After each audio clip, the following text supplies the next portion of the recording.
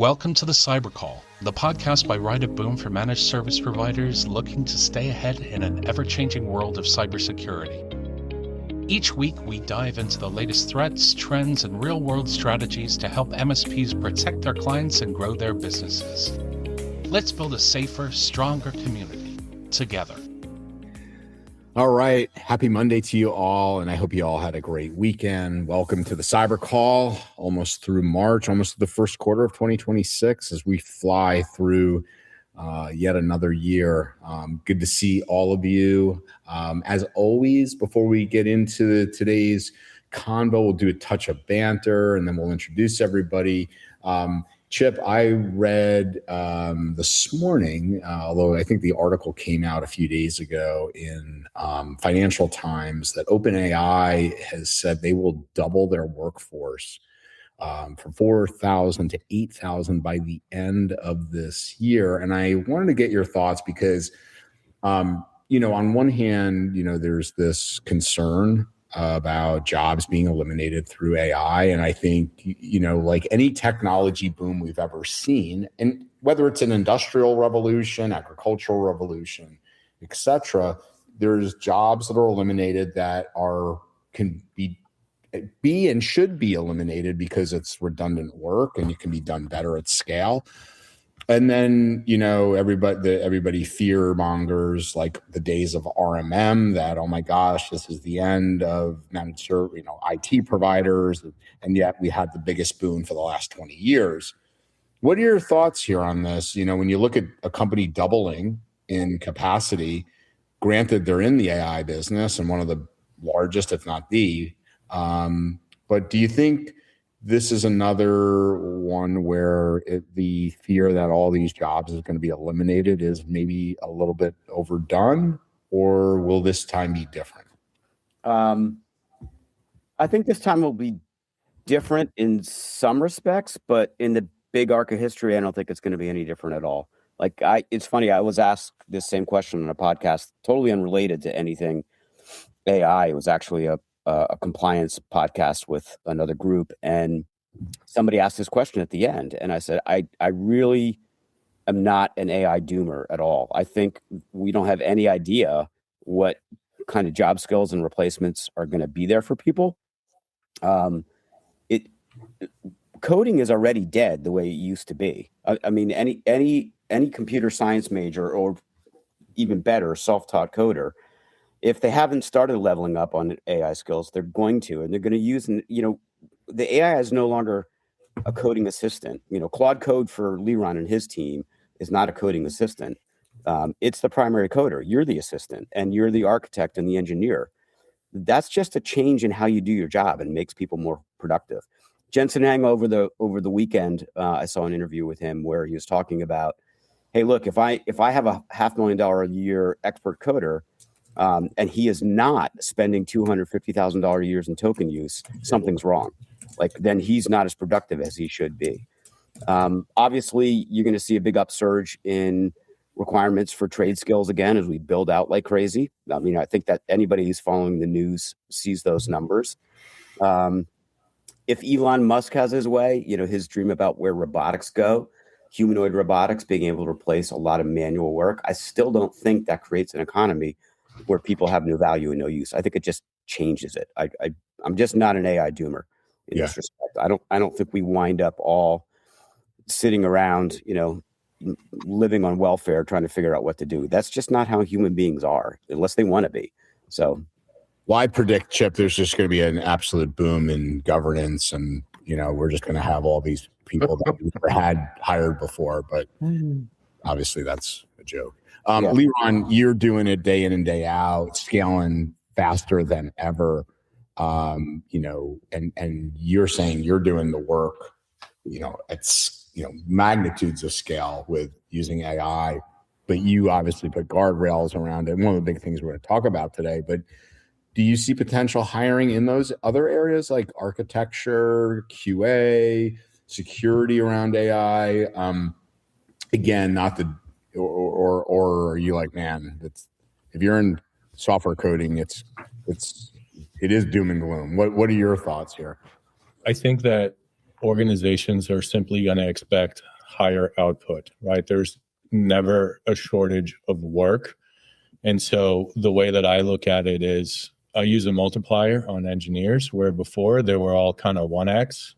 Maybe you had a really good guy who was 1.2, 1.5, 2, whatever. But now with the AI coding tools, we have engineers that are 10x engineers that are doing what they're doing. And so when I'm hiring people, I'm looking at not only what are your credentials, but talk me through what agentic coding tools you're using, and then how are you actually using them? Because if they tell me things that don't align with the best practices, then those are kind of red flags for me. And I saw like a couple of headlines. I think Palantir said that they're looking to hire young people who have been cheating in college with AI their entire careers. And so therefore can walk into an organization and they're more AI native than, say, the 30-year vet who looks at these things and is like, worthless. I'm old school. I'm going to do it old school way.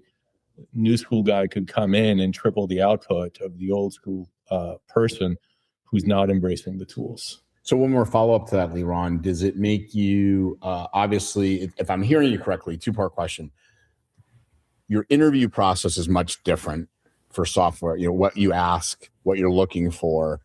But how does it also make you look at your current developers and making sure they're staying cutting edge and learning and growing? And so I think if you look at like history, and I think this is a historical moment, right? Back when mankind came out with fire, right? You can imagine there was one crazy person who showed up and is like, hey, I'm going to take this steak and I'm going to cook it. And everyone looked at him and is like, you're crazy. What are you doing? And then he started doing that, and he started getting less and less sick from other people. Bathing and like hygiene had a similar kind of thing that occurred there. So I think that you kind of have to accept that there's only a small percentage of your team and the overall population that looks at the technology and understands, look, this is early days. It's not fully baked, but let me see what I can do with it. They experiment with it. They figure it out. And computers are a wonderful example, right? In the 50s, you got a piece of paper that had holes in it. That's useless. Fast forward now, and grandma is posting on Instagram and doing everything that she's doing. So I think looking at the team, and it's not necessarily whom you would expect, right? You give it to the people, you give them the tool, and you see who's innovating, and you can see by the types of questions that are being asked, identify who those champions are, understand what their use case is. And in my experience, it's roughly 10%, and it kind of follows the early adoption curve. Identify who those champions are, and then put the spotlight on them and learn from them and try to build the necessary institutions to level up the entire team so that they can follow. Hey, Andrew, if I can chime in with an informed follow-up. Hey, Liron, you mentioned, some people are 1.2x, 1.5x, now 10x. But you've got real data in a team that's been working for you for 5 years. Are you actually seeing some people are 10x where they were, let's say, 4 years ago before, or even 3 years ago, 2 years ago, before the tools are as good as they are? Like, does the data support that, or that's still an expectation you have? So I actually did this data analysis because somebody else had asked me about it. And so agentic world, what do? I connect Claude Code to our repository, and I literally interrogate the source of truth. I look at our Claude Code bill, I see when we started using it, and then I go ask. So our team data is 35.2% more lines of code shipped per developer per week. That's the average from before Claude Code. Now, keep in mind that this is on a bell curve of a team, an entire team. So that's the macro data, if you will. On the micro side of the house, those AI champions I talked about, we have one guy who told me, I just did 2 weeks worth of work in a day. So like that is the potential that you can achieve if you know what you're doing. But on aggregate, it's 35.2% more lines of code than pre-agentic. Wow. So, Chris, last one for this, and then we'll head on into questions. How are you rethinking incident response? Does it change anything for you? Does it help you do things quicker in terms of understanding attack paths? Does it allow you to get forensic data faster? Has it changed how you view what you do and the processes of your day in and day out job?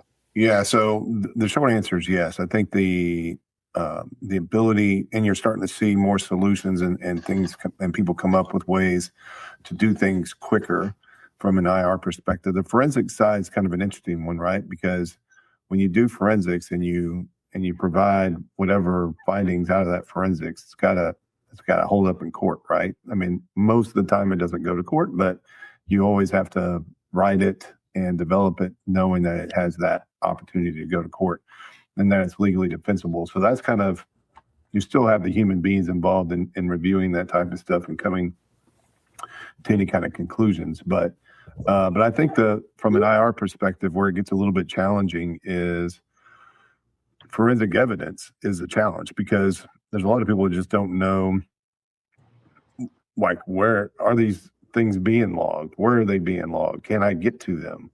How quickly can I get to them? Do they have the right information that we need forensically to tell us what's going on and what's not going on? So yes, there are tools that will help us look at that forensic information and give us some answers much more quickly. But one of the things in today's topic, we can probably talk about that too today on this topic, is, hey, where, like in these developer areas, a lot of them don't have the logging they needed turned on, or that logging is not being shipped anywhere where a SOC or anybody else is watching it. So those are the challenges we're going to continue to see come up as these attacks require incident response. Got it. All right, let's do it. So let's just kind of set in the stage here. Chip, you kicked this one over to me, and I thought, man, this is something we should talk about, because I'm going to high level this, because coding is way above my pay grade. That's why I love talking to folks like you and Leron on a regular. I know Bob, this is his area as well. But if I understand correctly, this was just really someone trying to see if I could come in and put in some code to tell the GitHub, right, to execute a command. This isn't like I'm going to hack into something and completely dismantle. It's, I'm going to tell, hey, would you do this? And it seemed to acquiesce, and by acquiescing, 4,000 or so or Claude instances were attacked, if for lack of a better word. At a high level, do I have that correct? Yeah, at a high level, you have that correct. I mean, there's lots of lower level stuff there that we were kind of kicking around before, like, okay, well, why were all these Claude instances sitting out there naked on the internet with no firewall and a standard Claude port? And, there's lots of stuff going on here. But yes, at high level, you had it correct. Let's talk about that, because, thank God VPNs and firewalls don't have to have that issue. We never run into that type of thing, right, Chip? Yeah, every week it's a new firewall product's turn. That are exposed to the internet. Okay, so quick roundup of Chip, real quick, for those that may not know you, co-hosting today. Quick intro. We'll go around the horn, and then our special guest. So you want me to go first, Andrew? Is that how you look? Yep. So I'm Chip Buck, founder and CTO at SaaSalerts, and now deputy CISO and VP of compliance at Kaseya after they acquired us. Awesome to have you, Bob. Yeah. So worked for as COO of a fairly large MSP for about 7 years, and recently swung over to being a founder of my 10th startup, which is IR Game and Instant Response Exercise Platform. Cool. Chris? Yeah, Chris Lair, EVP, co-founder of Serenity Cyber. We're MSSP. Uh-oh. He got hacked. We didn't even get the SP out. Man, I don't know. That was weird. Yeah, so, I know. Somebody must have cut me off. So anyway, MSSP based in Austin. I also work with Andrew on Ride of Boom. A lot of incident response background, cybersecurity, kind of grew up in the financial services banking space. Awesome. And our special guest, Leron, first timer for you. I can't even say, regular listener. What do they say? Regular listener, first timer, whatever the hell that thing is. Long time listener, first time caller. There you go. I don't think that's the case, but it's so good to have you with us, Leron. You do not have to rush your intro. Love to hear a little about your background, what you do now, and we're excited to get on into this with Chip kicking it off. So, yeah, my name is Leron. Thank you for having me. I was the chief product officer for SaaS Alerts and handled both the product side and on the engineering side. I like to consider myself what I call a full stack product person now. And so now more so than ever, it means that I can do user experience and design all the way to deep level architecture. I've been in the technology space my entire career. My first job was for software as a service in 2006, back when that was just kind of beginning. I've been playing with computers since about 13 years old. I actually went down kind of the hacker road at that age and quickly got out of there. It wasn't for me, let's just say. But as soon as Cloud Code came out, I got on that train very, very early, saw it as the future, and have been spending pretty much all my free time just working on these tools so that I could learn these lessons and then bring them over to my team and share them, because I see this as the future. Very cool. All right, Chip, let's get on into it. You setting us up? I got you to have the first questions there. Yeah. So Leron, the overall thrust of this is we had, 4,000 developer machines, Cloud Code agents get hacked, really through an experiment that somebody probably was not even thinking it was going to be as nefarious as it was. Can you kind of level set for everybody what happened here? Take it down to non-developers and approach it like, this is an incident that just happened inside your 100,000 person organization, and you've got to explain it to the CEO. How would you lay it out? So I'll just say that those 2 a.m. phone calls are definitely my favorite. Always good to wake someone up with this type of news. But what I would say is 4,000 developer machines were compromised in 8 hours. Someone basically opened a support ticket with hidden instructions buried in the text. An AI triage bot read that ticket, followed those hidden instructions, and installed a backdoor. That backdoor stole credentials, and the attacker used those credentials to push the poisoned update to the VS Code extension, which 4,000 developers automatically downloaded. The entry point was a support ticket, and the blast radius was every machine that installed that software, and that software was OpenClaw. Wild. So this falls into the realm of a new kind of prompt injection. For people who develop SaaS products or websites, we've been familiar with prompt injection for a long time. What's the key signature here that made this particular prompt injection moment, all new, brand new? Took what maybe people have been thinking about from a theory perspective and brought it into the real world. It stopped being theoretical because the entire attack required zero technical access, no real hacking, no credentials, no insider access. The attacker simply opened a public GitHub issue where that's something that anyone can go do, and that single action trickled its way through 5 different systems to compromise 4,000 machines. So we've been saying that this is a risk, prompt injection, for a couple of years now. And we've proven now that a motivated attacker can weaponize it as a full kill chain from text box to remote code execution in under 8 hours. So go ahead, Andrew. Can I ask you a question, Chip? And do you think this is a relevant topic? I just love your thoughts. For OWASP Top 10, they're starting to develop their next standards around AI. Do you think this kind of stuff is going to fall into those, coding frameworks like OWASP? It's going to have to. I mean, Leron and I have bantered back and forth regarding his team, our team, just around all the NPN node package manager problems that we've seen starting in 2025. Like everybody who develops anything in SaaS almost is using Node.js somewhere. And you see these repositories start popping up on GitHub that are, they look harmless. They have the same name and look and feel of as a library that you use all the time. And it turns out they've been modified, and they've been modified to open backdoors in your code. So, and in this case, there was no security tool anywhere that stopped what happened here. Like one of the things that keeps running through my head is, does GitHub have any responsibility for any of this? Leron knows that, like, I've used this term with him before. Like, we don't use GitHub as a company. And my comment to anyone is, you got to be careful. Like, it's a cesspool in the sense that anybody can put anything there.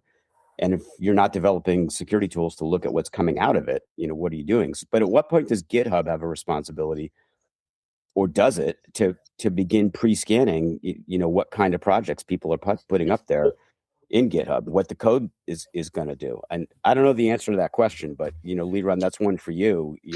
How do you, right now we have to face this at the product level. So how do you go about, Leron, how do you think about it, of facing this and these risks as the owner of a product, a guy that still runs his engineering team? What do you put in place to prevent this? So yeah, good question. The challenge here is that even if you'd had security tools scanning, the security tools would have scanned it and said, oh, you're installing OpenClaw. This is OpenClaw. Okay, let me continue to install it. There was never anyone asking the question. So you're installing perfectly normal software that is totally okay, but can be used in a malicious way.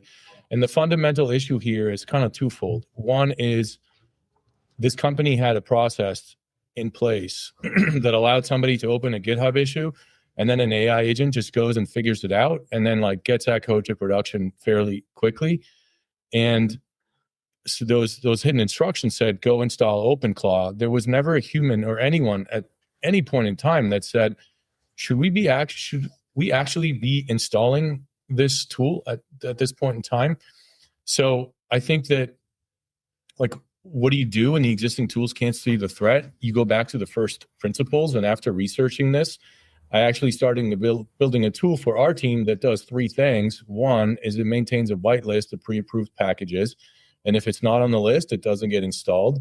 Two, this particular attack, what they did was they changed GitHub around so that it looks like GitHub, but it didn't actually say GitHub. That's referred to as typo squatting.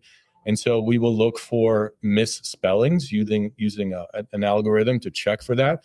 And then it also checks the maintainer, the download count, the package age, right? Because if those numbers are abnormal, it would pop out. So this particular attack, and researching it, part of my research process was actually building a tool that our team can then use to prevent this type of thing from happening for us, right? And again, the critical thing is there was no human in the loop. Our tools surface warnings, but a human has to approve those things. So you can automate 95% of this, but if you just added a human for that 5% that had actually asked the question, should we be installing this at all? This would have been prevented. Leron, is it almost, again, I'm going to bring it up to my level, a change request, like change management? Is that we have a change request here. Isn't that the highest level, that should be some type of process? Or a lack thereof a change request. That's what I'm saying. Is actually a decision to actually have a fully automated change process. Yeah. Not a human in the loop. That's what was the ultimate killer here. And what Leron just described, to me, the three things sound very suspiciously like, he's going to whitelist, okay, things that you're allowed to install and those not. Typo squatting, we see the same thing in phishing campaigns, leading to something that looks like GitHub but is not. And voila, like the analogs to what we've been seeing in the past are really, really close. It's just now that it's completely automated. It's completely automated package that's running on somebody that doesn't, not only did they not have change management, they had fully automated change management. Yeah. And also the thing, Bob and I've talked about this quite a few times is, traditionally everything's been on the production network, right? There's not a lot of, you don't hear a lot of cases where things are happening in developer environments or developer tools or developer environments. And I mean, now you're seeing it week after week. I mean, the joke about, it's a firewall issue every week. Now it seems like it's a developer related issue, security issue every week now. I just think that, I'm not saying it was completely ignored, but usually when you're in organizations, you didn't hear a lot of people talking about the security of the developer tools and the developer network. And now it's got to come up to the forefront because it's a real threat, right? This is a whole new secure by design conversation, right? For Jen Easterly, isn't it, Chip? Sounds like it. Yeah. Interesting. Really interesting. By the way, this is Laurent's point about this is a flaw with every IDE out there. It wasn't really built to be watching this vector of attack, right? They're not built to be looking at those libraries as possible threat vectors that are being exploited. So every IDE has this ability to auto run instructions in the config. Can you give the acronym for those, Bob, that don't? I'm sorry. Integrated development environment. So, Cloud Code could be considered an integrated development environment. And all of their composites, the Visual Studio, all of them have the same capability. And it was at one point, it was needed to do big projects this way, but the ground rules have changed. So that's thrown a lot in there. And that's in addition to what Laren's talking about, is where this basic prompt injection, this is a prompt injection kind of a flaw that they exploited to kind of get initial access, but to Chip's point, then they mess with those modules, those NPM modules, and then they do a force update, and then all of a sudden it spreads like wildfire, right? So interesting. Yeah. Is Chip, is there a need for developers, when you're go back, prior to, if you go back in time, prior to SAS Alerts acquisition at Kaseya, do you have a different, maybe like a red team person to be testing this kind of stuff? Is there a role for this and this specialty where you really want to be looking for this kind of stuff? And yeah, I mean, I think there is, although red teams now themselves are becoming highly automated. There are red team agentic platforms that will continuously be red teaming your product. Before that, there's the notion of dynamic and static application security testing in your code as part of your pipelines that, it's not going to prevent the front end of this, but it might spot running through your code deployment pipeline where you've got some problems. So this is back to your very, very first question, Andrew. Is AI going to put everybody out of business and on the street? And the answer is no.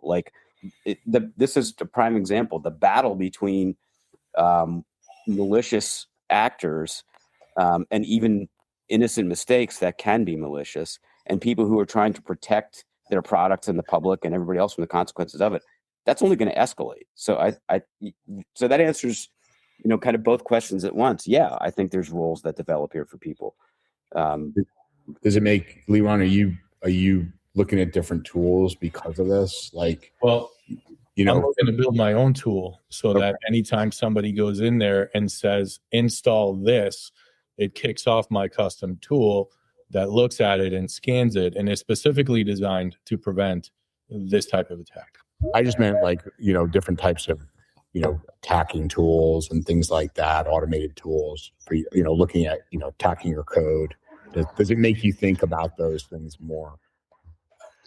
I think at a high level, it does, but what this article identified is, here's a very real use case of how to break into an existing system. And so I'm looking to address that need for our team, immediately. Then once I've kind of handled that and I can ensure that our team now has a good process to prevent this from occurring internally, then I'm looking at what vendors, what solutions exist that could potentially tackle this. But keep in mind that this is so early days for these things. The companies that you are bringing in, even the red team attacks, Like, how does that fundamentally work? They're looking at existing attack patterns and retrying those. How quickly can they take this attack and get it into their product to simulate this attack on you? Right? Like, they need to move faster, and how are they going to go faster? What do AI do? That's how they it's a weird deal. It's social engineering AI, which tools are going to have a tough time doing. Right? We've had a tough time teaching people how not to get social engineered. Now we're having to somehow figure out how to have AI not be social engineered. I know it was going around a couple of weeks ago how the Chipotle chatbot, people were able to prompt it and get it to respond with improvements on how to improve their code and stuff of that nature. You know, so I mean, it's an interesting deal. I'm sure it will be solved, but he's right. I mean, by the time these tools figure this thing out, the damage has been done. So how do they do that fast? That's funny. Like, there's other things that we can do, right? So we have a AI code review, right? It wouldn't be that difficult to build an agent whose job it is to look for things like this. And every dev team in the world can go do this today. When you commit your code, which is like when you're saving it officially, it can automatically kick into your custom team-wide AI agent that you feed in things just like this and say, go look for this. Yep. And it will go and it will do that for you. So the new world that we live in is one where, as we talked about before, the developer is no longer slinging code, but they are now engineering the engineering process. And to me, this falls in line with that. Got it. All right, Chip, back to you. We derailed a little bit, but good stuff. Yeah, I mean, I think I kind of covered everything that, you know, we could keep going in all kinds of directions here, but I think I covered everything that I'm initially thinking about for this early line. Maybe we'll have some room at the end. Yeah. Okay. Bob, over to you. Yeah. So, one of the interesting parts about this, and you've reframed this a couple of times, Ron, but it's the fact that an automated AI basically installed another AI, which is part of this particular situation, right? Like you said, they downloaded and installed Clawbot into the environment. So the term for this is a confused deputy problem. In other words, this particular AI that was fielding the tickets was acting as a deputy of the human whoever was in charge of that particular. And then again, this deputy had the ability to install another AI. So there's a lot of MSPs out there that have like dozens of client environments that vary between high automation and low automation. What does that delegation chain look like, in the wild if you look at this from an MSP perspective? So I think in an MSP environment, you have multiple layers, and your client gives access to a developer. The developer installs an AI coding tool. That AI coding tool installs a package. That package installs another AI agent. That's 4 levels of delegation. And consent really only occurs at the first level, right? So the client never authorized that 4th level, but they're now liable for it. So I think the question that every MSP needs to answer is, at which layer does delegation require reauthorization? And right now, at least in my experience, and we've kind of talked about this, is most MSPs don't even have visibility into like any of these layers. So that's the very first thing that we need to do, is expose the visibility so you can see. And if these things had been exposed, right, somebody could have looked at this and said, well, who authorized like the OpenClaw install? Who authorized the new code push? You would have visibility into these things. Yeah, because there is a way to detect installation of executables, right? I mean, so there is a path at least, but you have to be thinking in terms of that and setting the governors associated, right? So the researchers involved in this figured this out back in December, and then more or less nobody really did, or nothing was done about it until it went public 5 weeks later.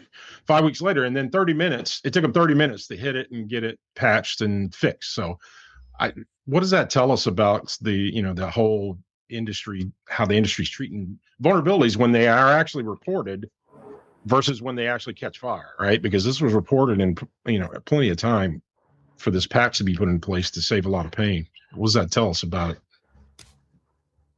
I think it tells us that urgency is driven by visibility and not severity, and that the vulnerability was just in in December as it was when it went public. And the difference was that in December, only one person knew. And once it was public, there was a reputational risk and it got fixed in 30 minutes. That's not technology.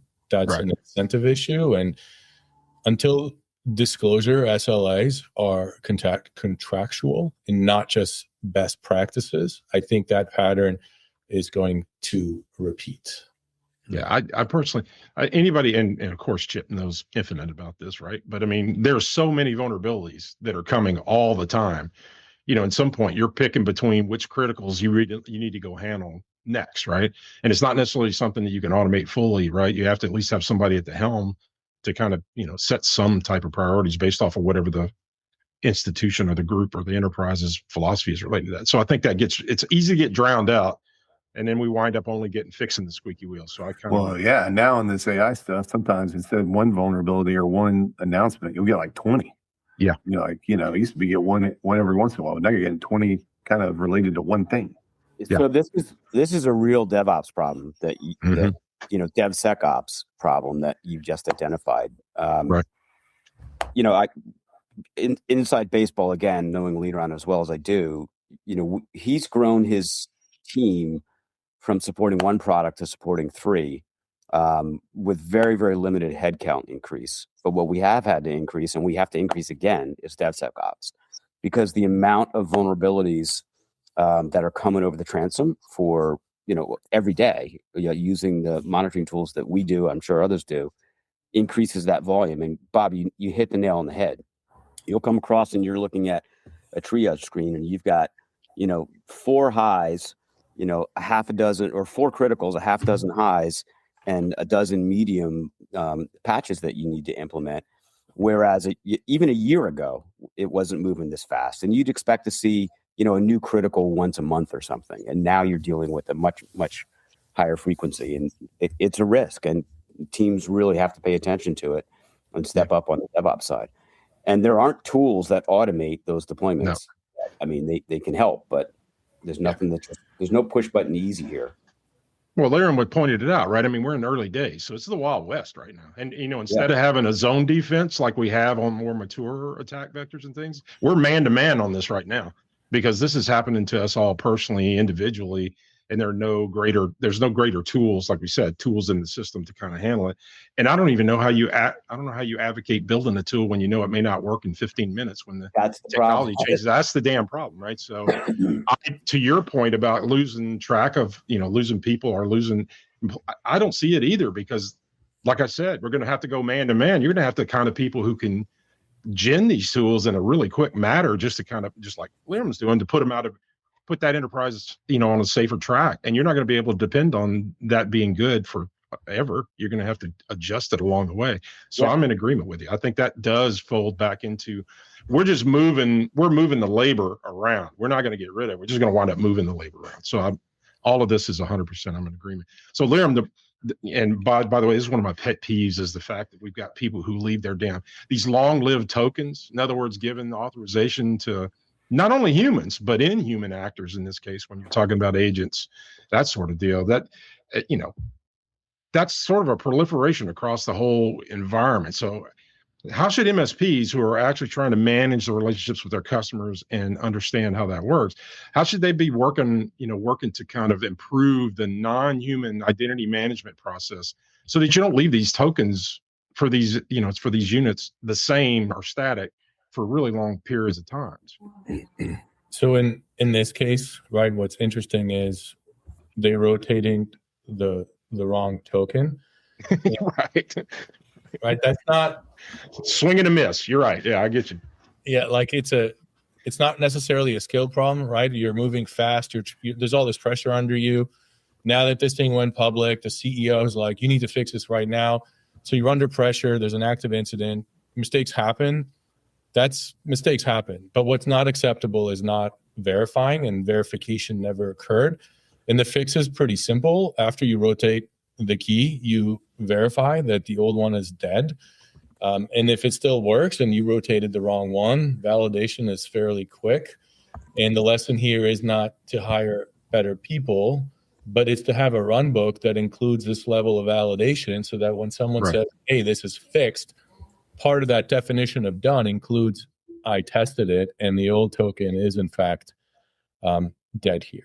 Yeah, I agree. So I think, and this is just a tip from Uncle Bob, I'm just saying that whole API key token revocation, that whole area that nobody's really ever done a very good job of policing and or maintaining, it takes on a whole new meaning when you're starting to talk about these automated tools being in the process now.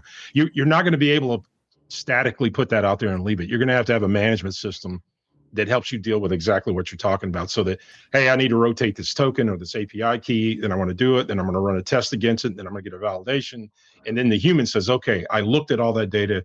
Yes, we're good to go. And I think that's another area that we're going to have to get some development. There's really, you don't hear people talking about risk assessment of these tokens, right? I mean, they just are like, it's not like a password, which is tangible because everybody uses all the time or has used. This is kind of in the developer world, and the business side's not even made aware of what these tokens are and how valuable they can, and the impact that just one token being stolen could have on the operations in your organization. So you're right. It's a big shift. Well, you see what it did with GitHub, right? You get the right token, you can spread a lot of stuff. So Chris, over to you. Yeah, thanks. So Laurent, this happened in 8 hours, but the detection took 8 hours. So if you're an MSP and you do not have 24/7 SOC coverage, whether that's for yourself or for your clients, what is the realistic window you're working with? And, what should an MSP do to, right now to their stack to kind of get their customers in a better, more secure situation for this? So I think if you don't have 24/7 coverage, your only option is to reduce the blast radius before the incident happens, right? So it's kind of like driving. If you can't afford a pit crew, or the speeding ticket that's going to happen is don't drive at 165 miles an hour. And this stack where somebody publishes a GitHub issue and then it magically gets automatically repaired and pushed to production, to me, that's the equivalent of driving at 165 miles an hour. You need to understand the risks that are involved going that speed. And so if you don't have that, then reduce the speed. Specifically, what are your agents permissioned to do? Now assume the worst case scenario. If you have an agent that has full CRUD access, so create, read, update, delete to your email, for instance, and that email is your bank account recovery address, and it doesn't have MFA, you just handed an attacker your bank account through a chat bot. And a recent example of this is there was a product manager who installed OpenClaw, and then all of her work email got deleted. Who would have thought? The agent made a mistake. There's an oopsie there. But to me, you should have known better. When you install an agent that has full admin access to everything, it's like you give somebody a key to your house and you walk in and they're through a party over there. I know I've been thinking about whether or not to use this analogy, but this is like not doing the background check on the nanny. And then a few months later, she's pregnant. And you're like, how did that happen? Okay. That was a good introduction. I thought it was this. I thought a few months later, the baby's been stolen. But okay. I said I had to think about it. So I had to bring some humor in here, man. This article says this is just the beginning. So, you talked a lot about this, and obviously you've been doing things on your side and with your staff to prevent this from happening. But and you're a pretty even-keeled dude for the 55 minutes that I've known you now. But what keeps you maybe not sleeping at night or wondering what might happen tomorrow? So 2 things. First is a compromised package that's already on my allow list. So I talked before how developers, right, we have these standard tools that we use, and these tools get updated on a regular basis. If a bad guy gets in there, that attacker could sneak in something new. And now I trust this package. I install that package. And those packages are not just going to be limited to us. Some of these packages are used by millions of machines all over the world. And my scanner is going to say, looks good because it is the real package. but it's been poisoned at the source. So that keeps me up at night. The second is, as developers get more productive with AI, we start trusting the agent's judgment, and you can kind of fall into this trance where you just approve. And I've read about developers that are running 10, 15 sessions simultaneously.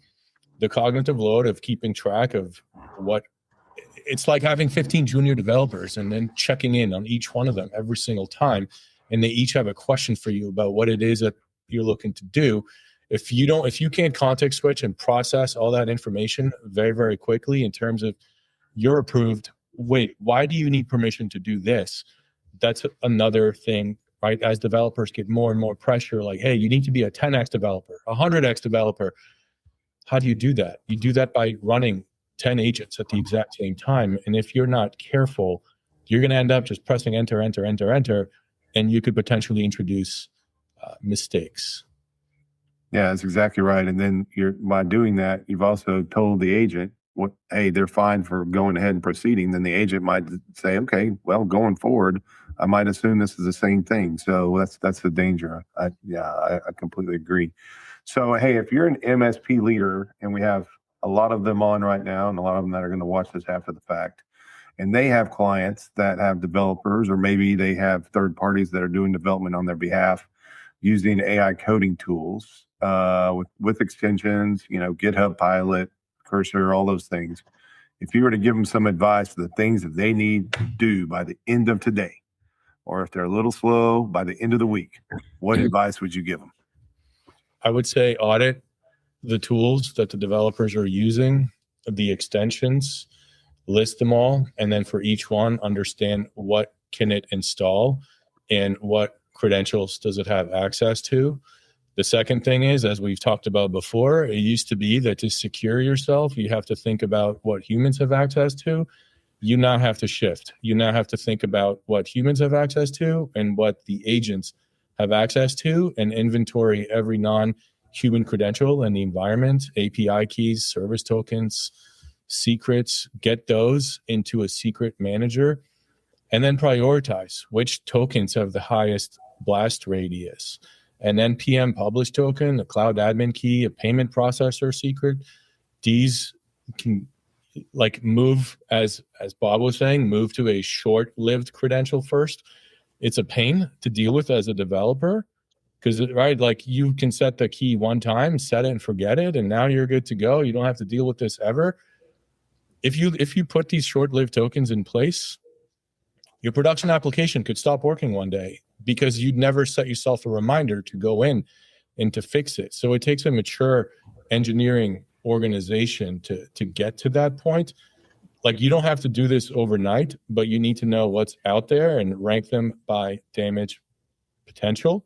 So the three things are centralize and inventory, and then scope and shorten, and then you can automate the rotation in the future in order to avoid this. And long-lived tokens are like leaving a house key under the doormat. There's a protocol called OpenID Connect, and it's like having a locksmith meet you at the door each time, cut a key that works for 15 minutes, and then the lock changes. Even if someone watches and copies the key, by the time they try it, the lock is different. And then identify where you need to have humans act as approvals on AI actions. It slows things down, yes, but given slowing things down by 5%, where 95% is automated, and 5% you have human in the loop, I think that's okay. Speed without oversight is how 4,000 machines get compromised in hours. Leron, I don't know if you ever heard of a gentleman named Sunil Yu. He's been on the Cyber Call and well known. I know Chip knows him and others that have seen him speak at Write a Boom. He has this. He's the author of the Cyber Defense Matrix, and one of the things he created is something called the DIE triad versus the CIA triad. So the DIE triad, Leron, and if I'm hearing you, so the DIE triad stands for distributed, immutable, and ephemeral. And it sounds like a lot of the principles you just outlaid are how we should be looking at, he talks about pets and cattle. Cattle, you can you can shoot, put down very easily, but your pet is like, you want to take care of it. And he argues that, our security should be more, again, the DIE and more like cattle versus pets. Is that kind of analogistic to where you're going here?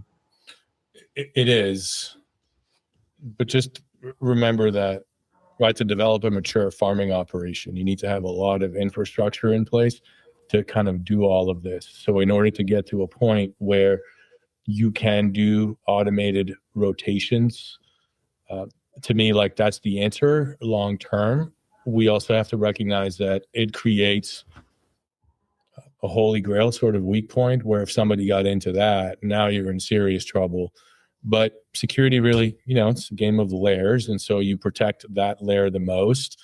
And if you have tokens that are basically one-time tokens, something like that could have prevented this attack. Interesting. I had a question too, real quick, Lauren. What have you done from a training perspective? I know you've put some controls in, you've built some systems, you've built some controls, technical controls, updated run books. But have you altered any kind of the training you're doing for your developers to kind of better educate them around these risks? We have. So we have these kind of like lunch and learn AI type things that we do where we show how to use the tools, like number one. Two, we'll have regular public service announcement type things where we say, use your agent to scan the things that you're installing. Don't just blindly install things on an ongoing basis. And I'm answering this more of a general perspective than just purely security. And I read this from Anthropic, right? When they hire a new engineer, it used to be that you would need someone to walk you through the code, or you would go through this laborious process of learning it all. What we do instead is you plug it in to Claude Code and you say, hey, tell me about this code. How does it work? And you basically talk to the agent about your code. But what the other things that we're doing is I see attacks like this, and I'm trying to engineer the engineering process. So I like the idea of building our own custom security agent whose job it is to identify these threats when you commit code. We're going to go slower because of that. That is a reality. And then the other thing is I talked about earlier is whenever anybody commits code, to go in and look for those three things I talked about before, which is this the official package? Does it have 2 installs? If it has 2 installs and the author created their account 2 weeks ago, maybe you should hold on a second before you install that package. So these are all kind of things that we're doing. But it's Claude Code. It had the most GitHub downloads ever in human history when it hit the world in December. Chip, will this evolve? Like, I don't know the history of app stores, but like we obviously know apps were, backdoors and, be used, they initially, get a lot of people and then, they've been backdoored and eventually like a Google or an Apple will shut them down.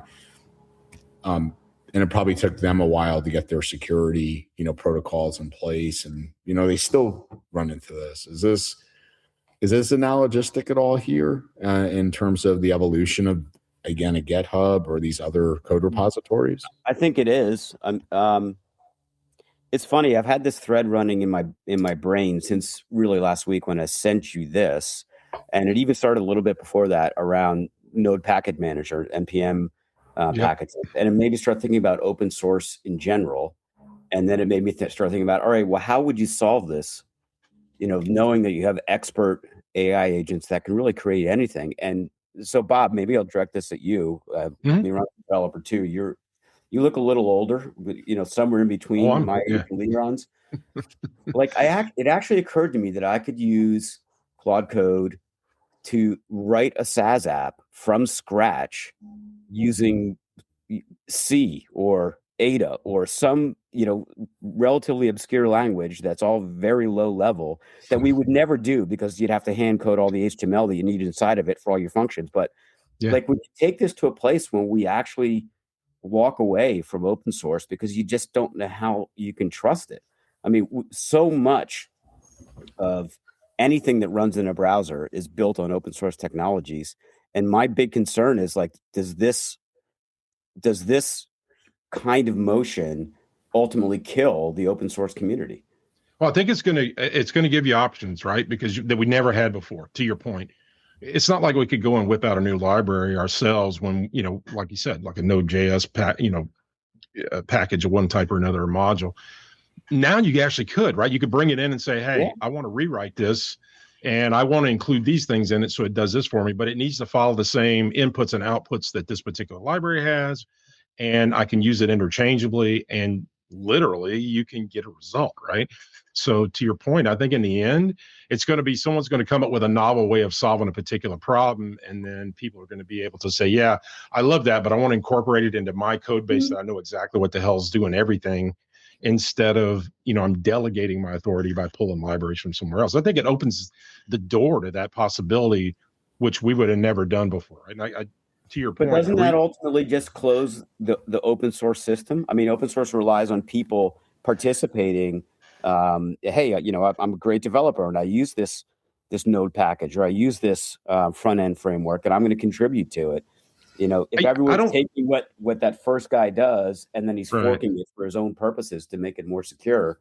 It's literally what Tim Fournette read your mind. He literally said, "Why would I trust a closed source?" Right in there. So. I know it just feels like we're in this weird space where we're circling around old ideas in really theoretical computer science, and how you build things and how you architect them. And this wonderful train of thought that we've had for decades now around open source. And if everybody can see the code, they can work with it, they can feel safe with it.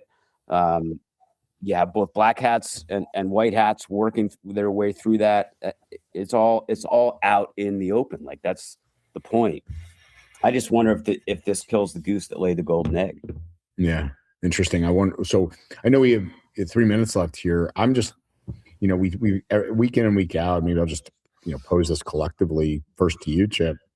We talk a lot on this program about the evolution of the vCISO and the MSP space, and that, we believe that that's something that's really got to be educated and credentialed, and we don't want it to become the next vCIO, right? Where it was just glorified account managers. But in terms of third-party risk, is this an area that we really have to dig into our customers in these conversations to find out, what if they're not, even if they are not doing custom code, right? Who down their supply chain might be, and what potential risks are there for them? Is this an area you feel is warranted?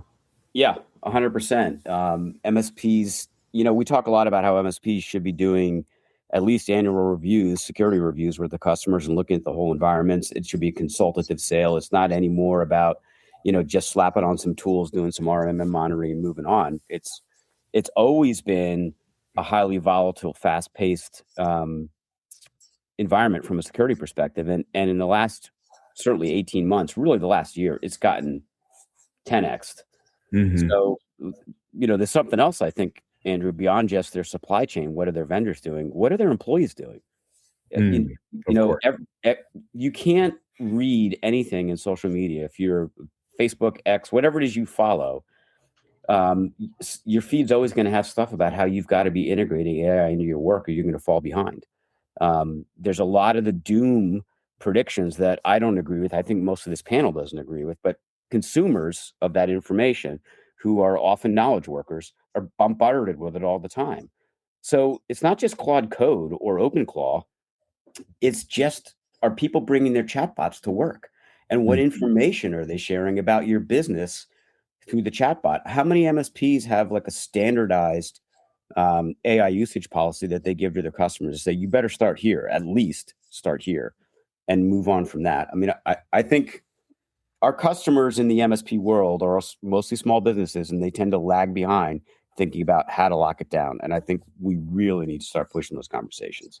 Yeah, good place to wrap it up. So got it in less 30, 60 seconds left. First, Liron, man, you were awesome. I'd love to have you back. That was really, really awesome. So thank you for coming on and sharing your expertise. I know this is something you're really passionate about and really have embraced. So Thank Yeah, you. you gave a different perspective than Yeah. we have on here. It was awesome.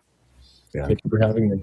Yeah, it was great. Bob, as always, Chris and Chip, thanks a million for joining. Everybody out there as well, thanks for joining us, and we'll look forward to seeing you all next Monday. Until then, be safe,